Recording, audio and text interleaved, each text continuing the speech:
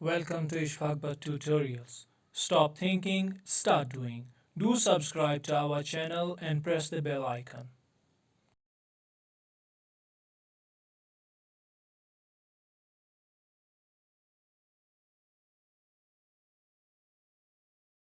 Assalamu alaikum viewers.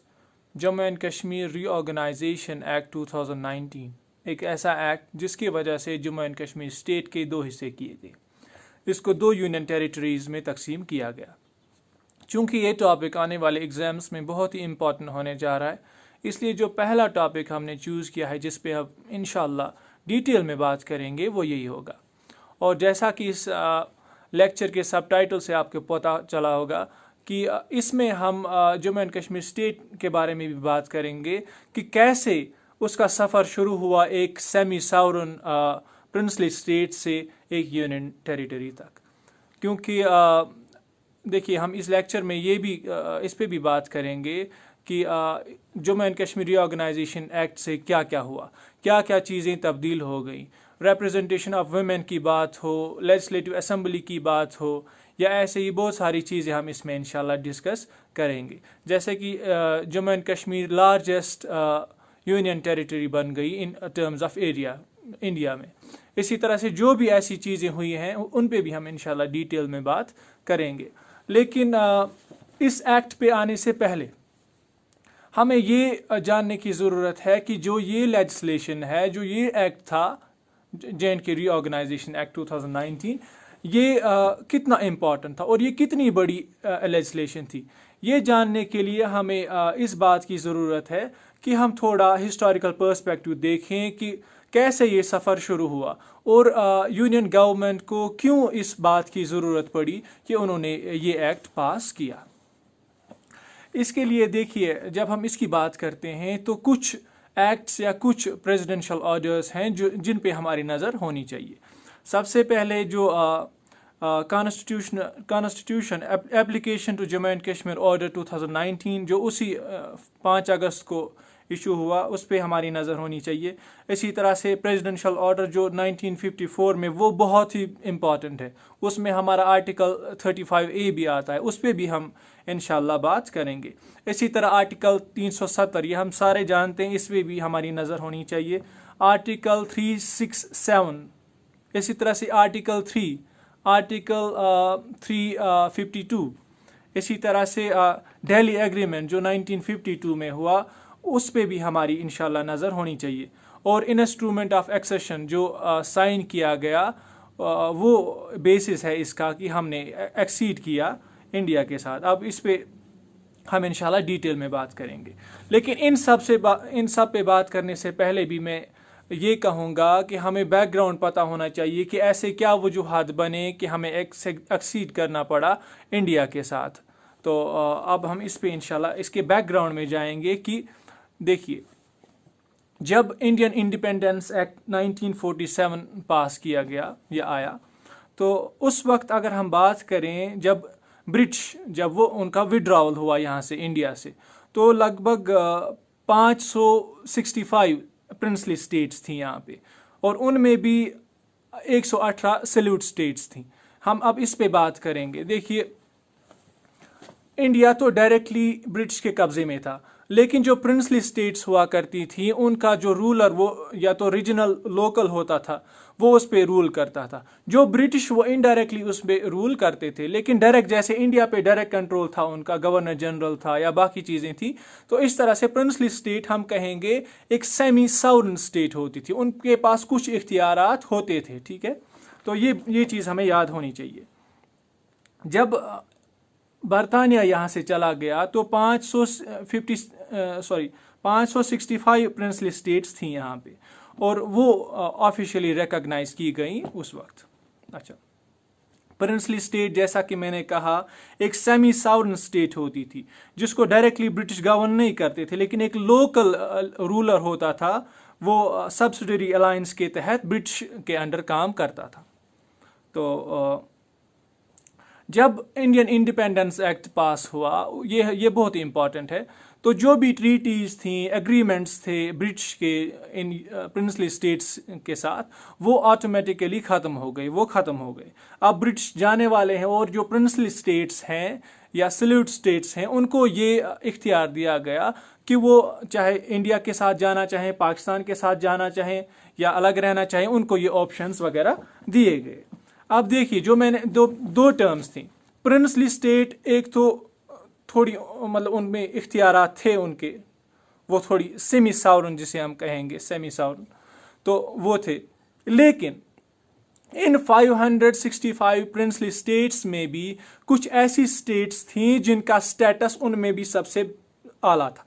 मिसाल के तौर पर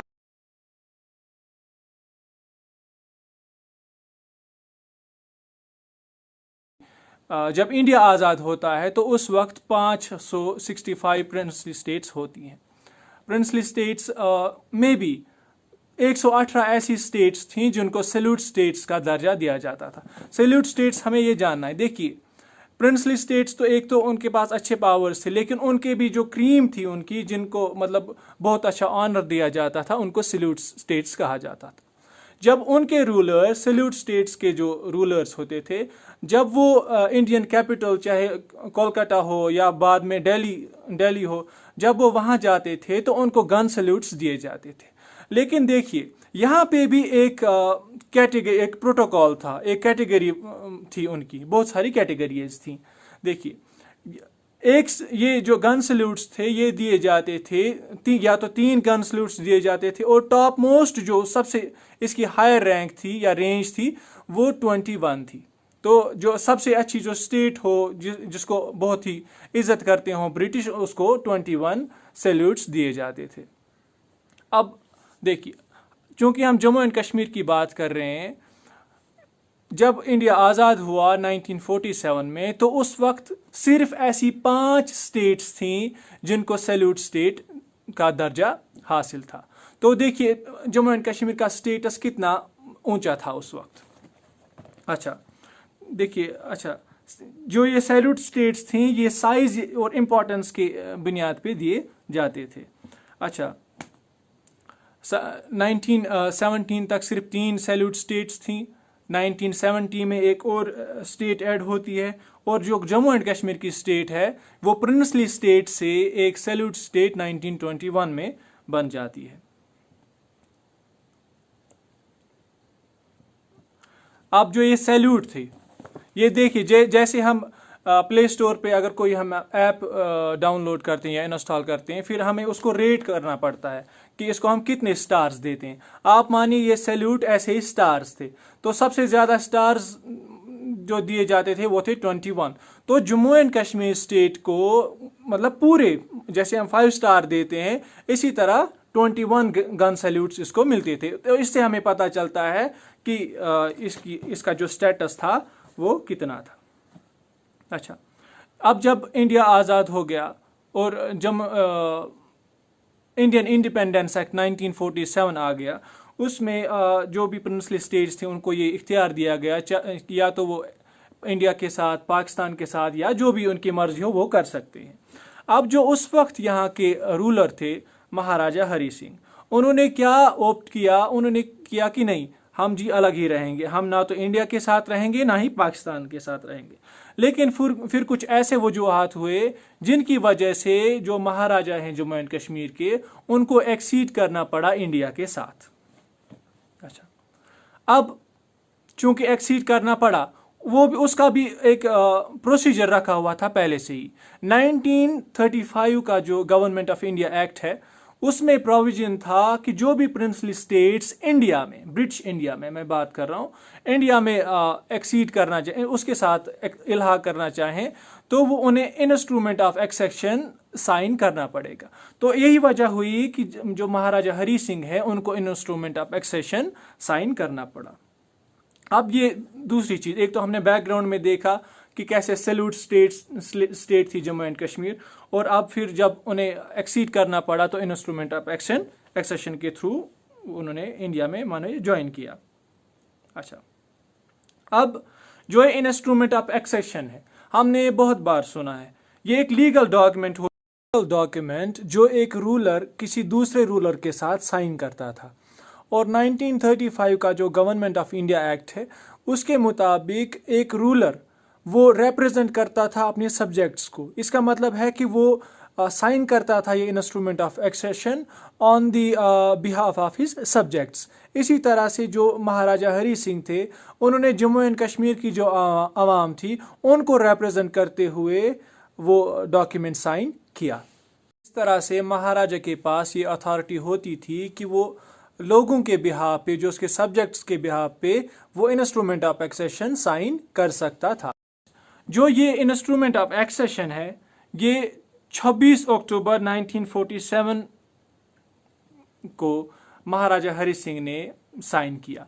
अब गवर्नर जो है इंडिया के, गवर्नर जनरल लॉर्ड माउंटबेटन थे उस वक्त, तो उन्होंने ये एक्सेप्ट किया 27 अक्टूबर 1947। लेकिन हमें यहाँ पे एक चीज़ जो एग्ज़ाम पॉइंट ऑफ व्यू से मैं बात करूँगा कि अक्सर ये कहा जाता है कि 26 अक्टूबर 1947 को ये एक्सेशन महाराजा हरी सिंह ने साइन किया और इसी दिन एक्सेशन डे भी एनुअली मनाया जाता है। लेकिन इसमें भी डिस्प्यूट है कि क्या ये 25 अक्टूबर को हुआ। कुछ स्कॉलर्स का ये कहना है और कुछ स्कॉलर्स का ये कहना है कि ये 27 अक्टूबर को साइन किया गया।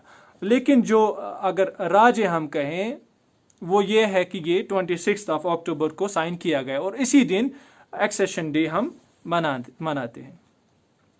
अब जो ये इंस्ट्रूमेंट ऑफ एक्सेशन है इसमें देखिए पहले ही हमें ये पता है कि 3 सब्जेक्ट्स थे जिसकी बिना पे ये एक्सेशन हुआ। एक तो उसमें डिफेंस आता है, एक्सटर्नल अफेयर्स और कम्युनिकेशन। तो ये 3 चीज़ें हैं जिन 3 चीज़ों पे जम्मू एंड कश्मीर के राजा महाराजा हरी सिंह ने इंडिया के साथ इल्हाक किया।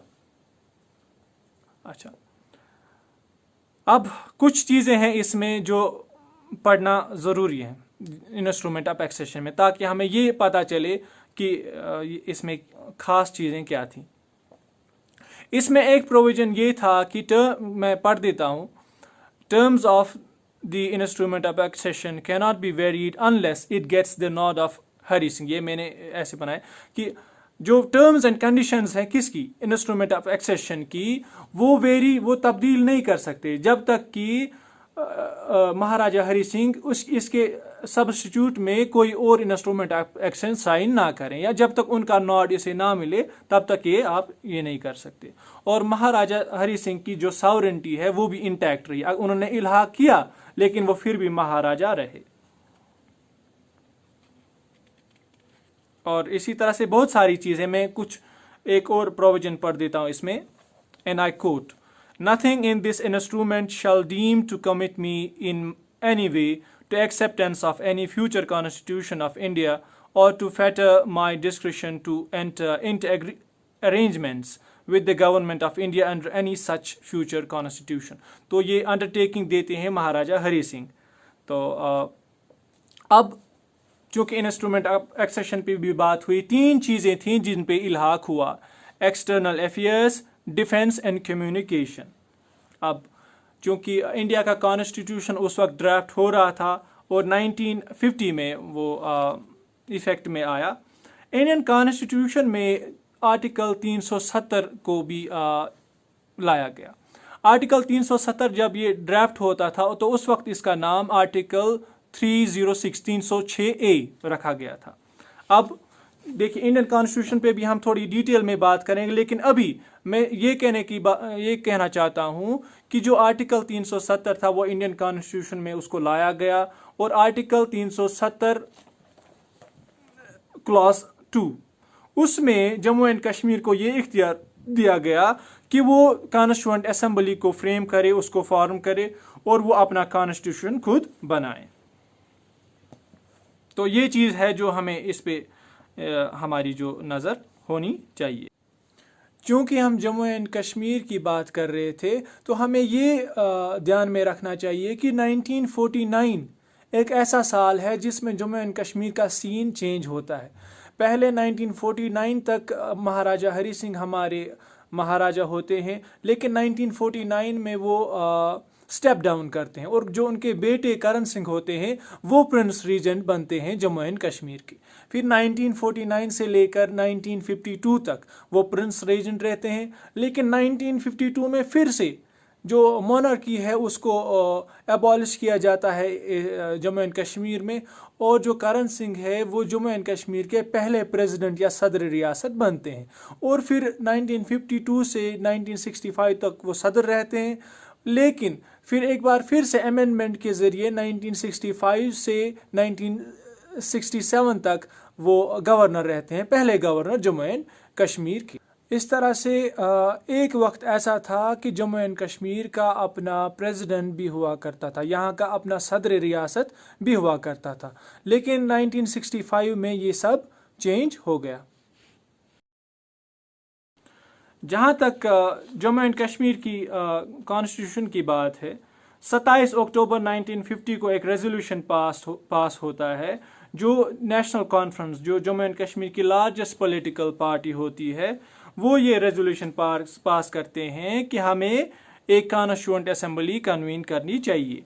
अब 1 मई 1951 को करण सिंह, जो हेड ऑफ द स्टेट होते हैं उस वक्त, वो एक प्रोक्लेमेशन इशू करते हैं जिसमें ये डायरेक्शन होती है कि जी हाँ, आप ये कॉन्स्टिट्यूएंट असेंबली फ्रेम कीजिए। तो ये इन चीज़ों पे हमारी नज़र होनी चाहिए। अब अगर हम इंडियन कॉन्स्टिट्यूशन की बात करें, देखिए जब आर्टिकल 370 जब ओरिजिनली क्रिएट किया गया तो सिर्फ 2 आर्टिकल्स थे इंडियन कॉन्स्टिट्यूशन के जो फुली एप्लीकेबल थे जम्मू एंड कश्मीर पे। हाँ, बाकी प्रोविजंस थे बाकी आर्टिकल्स के, लेकिन वो एप्लीकेबल थे only with modifications and exceptions specified by the President of India, लेकिन in concurrence with the state government। उनकी concurrence इसमें बहुत ही ज़रूरी थी। Provisions of Indian Constitution extended through various presidential orders। अब देखिए, चूँकि मैंने कहा कि पहले सिर्फ 2 आर्टिकल्स थे जो एप्लीकेबल थे जम्मू एंड कश्मीर पे इंडियन कॉन्स्टिट्यूशन के, लेकिन आर्टिकल 70 पे हम इंशाल्लाह डिटेल में बात करेंगे, लेकिन जो प्रेसिडेंशियल ऑर्डर्स थे उसकी वजह से जो बाकी प्रोविजंस थे, बाकी आर्टिकल्स थे, वो धीरे धीरे एक्सटेंड किए गए जम्मू एंड कश्मीर पे। अगर हम constitution application to Jammu and Kashmir order 1950 की बात करें, अच्छा, इसमें एक तो ये स्पेसिफाई किया गया कि जो आर्टिकल्स हैं इंडियन कॉन्स्टिट्यूशन के या यूनियन जो लिस्ट है, यूनियन, स्टेट या कंकरेंट लिस्ट, उसमें कुछ सब्जेक्ट्स हैं जो कॉरस्पॉन्ड करते हैं इंस्ट्रूमेंट ऑफ एक्सेशन से, तो जो उसके साथ मिलते हैं तो वो एक्सटेंड किए गए। अब यूनियन लिस्ट में ऐसे 38 सब्जेक्ट्स थे जिनको मेंशन किया गया, जिन पे जो यूनियन है वो जम्मू एंड कश्मीर स्टेट पे लॉ बना सकती थी। अच्छा, इसी तरह आर्टिकल 370 के तहत 235 articles were there which were inapplicable and 9 were partially applicable to the state of Jammu and Kashmir। अब 29 आर्टिकल्स ऐसे थे जो एप्लीकेबल थे but in A modified form. अच्छा, अब प्रेसिडेंशियल ऑर्डर 1952 जो 15 नवंबर 1952 को पब्लिश होता है, इसमें आर्टिकल 370 को अमेंड किया गया। इसमें जो फ्रेज था recognised by the president as the maharaja of Jammu and Kashmir, इसको रिप्लेस किया गया किससे कि recognised by the president on the recommendation of legislative assembly of the state as Sadar Riyasat. तो अब महाराजा को चेंज किया गया किससे? सदर रियासत से। तो ये चीज़ हमें याद रहनी चाहिए कि 1952 में जो मोनार्की थी यहाँ पे महाराजास की, वो ख़त्म हो गई और अब इलेक्टेड जो सदर रियासत है या प्रेसिडेंट है जम्मू एंड कश्मीर का, वो इलेक्ट होता था। हमें Jammu and Kashmir reorganisation act की इम्पोर्टेंस तब तक मालूम नहीं होगी, तब तक हम वो अच्छे से अंडरस्टैंड नहीं कर पाएंगे जब तक हमें हिस्टोरिकल पर्सपेक्टिव पता ना हो कि जम्मू एंड कश्मीर कैसे एक प्रिंसली स्टेट थी। प्रिंसली स्टेट्स में भी इसका एक अलग स्टेटस था। ये ऐसी 5 स्टेट्स में एक जम्मू एंड कश्मीर की स्टेट थी जिसको सैल्यूट स्टेट कहा जाता था, और जो हाईएस्ट उस वक्त रेंज थी सैल्यूट दिन गन सैल्यूट्स की 21, वो इसको दिया जाता था। जब भी महाराजा दिल्ली जाते थे तो उनको वहाँ पे ये सैल्यूट दिए जाते थे। मैसूर, बड़ौदा, हैदराबाद, ग्वालियर और जम्मू एंड कश्मीर वो 5 स्टेट्स थीं जिनको गन सैल्यूट दिया जाता था। इस लेक्चर में हमने ये भी जानने की कोशिश की है कि महाराजा हरि सिंह ने इंस्ट्रूमेंट ऑफ एक्सेशन कैसे साइन किया और उसमें क्या क्या प्रोविजंस थे। 3 ऐसे सब्जेक्ट्स थे जिन पे ये इल्हा किया गया: एक्सटर्नल अफेयर्स, डिफेंस और कम्युनिकेशन। इसी तरह से हमने ये जानने की भी कोशिश की कि जो इंडियन कॉन्स्टिट्यूशन है उसमें आर्टिकल 370 को लाया गया, और जो आर्टिकल 370 का क्लॉज 2 है उसमें जम्मू एंड कश्मीर को ये पावर, ये इख्तियारात दिए गए कि वो अपनी कॉन्स्टिट्यूएंट असेंबली फ्रेम करें जो जम्मू एंड कश्मीर का एक अलग कॉन्स्टिट्यूशन बनाए। और इस तरह से जम्मू एंड कश्मीर वो वाहिद स्टेट थी इंडिया की जिसके पास एक तो इंडियन कॉन्स्टिट्यूशन भी था और अपना उनका एक अलग आईन था। तो इसी तरह से हमने ये भी बात की कि जो हरि सिंह हैं, महाराजा हरि सिंह, वो 1949 में स्टेप डाउन करते हैं एज अ रूलर। उनके जो बेटे हैं करण सिंह, वो बनते हैं जम्मू एंड कश्मीर के प्रिंस रीजन, और वो टेक केयर करते हैं जो सब्जेक्ट्स हैं यहाँ के उनका। और इसी तरह से जो करण सिंह हैं वो 1952 तक रहते हैं ये रीजन प्रिंस, और 1952 से 1965 तक वो सदर रियासत या प्रेसिडेंट रहते हैं जम्मू एंड कश्मीर की। तो एक वक्त था कि जम्मू एंड कश्मीर का अपना सदर होता था, और 1965 से वो पहले गवर्नर बनते हैं जम्मू एंड कश्मीर के। इसी तरह से हमने ये जानने की भी कोशिश की है कि जो मुख्तलिफ प्रेसिडेंशियल ऑर्डर्स थे, 1950 का ऑर्डर हो जिसमें कुछ सब्जेक्ट्स और आर्टिकल्स को एक्सटेंड किया गया, और इसी तरह से 1952 का ऑर्डर जो बहुत ही इम्पॉर्टेंट है जिसकी वजह से अमेंडमेंट लाई गई आर्टिकल 370 में, और जो यहाँ पे महाराजा का ये रूल चल रहा था वो ख़त्म हो गया और इलेक्टेड हमारा सदर बन गया 1952 में इधर। तो ये चीज़ें हैं जिन पे हमने आज इस लेक्चर में बात की, और इंशाल्लाह आने वाले लेक्चर्स में हम आर्टिकल 35A पे भी बात करने जा रहे हैं इंशाल्लाह, क्योंकि जो हमारा टॉपिक है वो है Jammu and Kashmir reorganisation act, और वो हमें तब तक उसकी इम्पोर्टेंस समझ में नहीं आएगी जब तक हम आर्टिकल 35A या जो constitution application to Jammu and Kashmir order 1954 है जिसमें वो आर्टिकल 35A है, जब तक हम उसको अच्छे से पढ़ न लें, हम अच्छे से जो Jammu and Kashmir reorganisation act 2019 है उसको अच्छे से समझ नहीं पाएंगे। इसी तरह से हमें दिल्ली एग्रीमेंट पे भी हमारी नज़र रहनी चाहिए, और हम जो भी चीज़ें हैं जो हमें लगेगा कि ये हमें जानना ज़रूरी है, तब जाके हम जम्मू एंड कश्मीर का जो रीऑर्गेनाइजेशन एक्ट है वो अच्छे से समझ पाएंगे। उन चीज़ों को भी हम अच्छे से डिटेल में देखेंगे इंशाल्लाह। जहाँ तक Jammu and Kashmir reorganisation act का ताल्लुक़ है उसको हम अच्छे से उसके सारे सेक्शंस जो भी हमें लगेगा कि इम्पॉर्टेंट हैं उनको हम अच्छे से पढ़ेंगे, और Jammu and Kashmir union territory के मुतालिक जो भी फैक्ट्स हैं या उस एक्ट के मुतालिक जो भी उसकी वजह से जो भी फैक्ट्स आए, जो भी चीज़ें हुई, जिस मिसाल के तौर पर Jammu and Kashmir largest union territory बन गई इन टर्म्स ऑफ एरिया, और 3 ऐसी यूनियन टेरिटरीज़ हैं, दिल्ली है, हमारा पौंडीचेरी है, जम्मू एंड कश्मीर है जिसकी अपनी एक लेजिस्लेटिव असेंबली है, लेकिन जो बाकी यूनियन टेरिटरीज़ हैं उनकी लेजिस्लेटिव असेंबली नहीं होती। तो इस तरह से हम जो भी चीज़ें हमें लगेगा हम उनका अच्छे से जिक्र करेंगे।